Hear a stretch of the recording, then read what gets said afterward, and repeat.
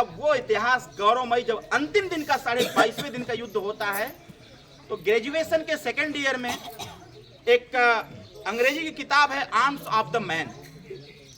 एक किताब है ग्रेजुएशन के सेकेंड ईयर में आर्म्स ऑफ द मैन।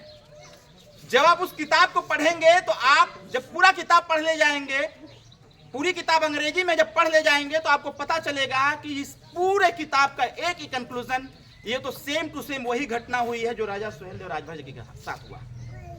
आप कक्षा 5 या कक्षा 7 में पहले हम लोग पढ़ते थे कि एक राजा था, वह युद्ध हार करके, मतलब एक आक्रांता था, एक राजा के बीच युद्ध हुआ, आक्रांता युद्ध हार करके वो भागता है मैदान छोड़ करके, एक नदी के किनारे जाता है और राजा उसको दौड़ाता है। वो आक्रांता एक गुफा में छुप जाता है, गुफा उस मुख्य गेट पर मकड़जाला लगा देता है।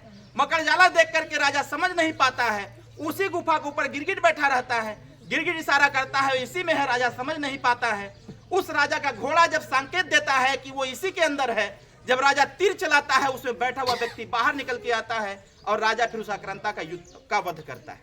पढ़ा है किताबों में, यह किताबों में कक्षा 4 और कक्षा 7 की किताब में। जब उसको पढ़ने के बाद पता चलता है, जब इनके इतिहास के साथ जोड़ते हैं तो पता चलता है 22.5वें दिन का युद्ध यही था, जब लगभग 2.5 लाख लोगों का वध कर दिया गया राजा सुहेलदेव राजभर जी के हाथों, इनके सेना के हाथों। जो व्यक्ति अकेले बचा वह भागते भागते कुटला नदी किनारे गया। नदी के किनारे एक गुफा था और उस गुफा में वो व्यक्ति जाके छुप जाता है।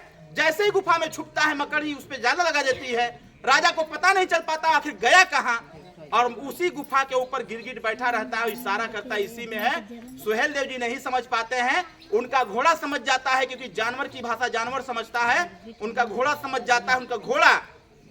उनका जो घोड़ा था वह घोड़ा राजा सुहेलदेव राजभर के दिल और दिमाग से चलता था। राजा सुहेलदेव राजभर जी का घोड़ा ये संकेत देता है सुहेलदेव जी को कि जिसको हम लोग खोजते हुए यहाँ आए हो इसी के अंदर है, उठाओ बाण, निकालो तलवार, तीर और चलाओ। वह व्यक्ति अंदर ही बैठा हुआ है।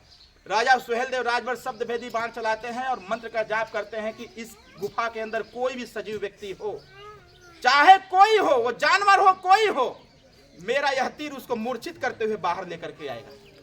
और राजा सुहेलदेव राजभर तीर चलाते हैं, मूर्छित करते हुए बाहर लाते हैं, और राजा सुहेलदेव राजभर 40 किलो की तलवार उठा के बीचों बीच चीरने का काम करते हैं, एक कुटला नदी में फेंकने का काम करते हैं, कुंड में फेंकने का काम करते हैं।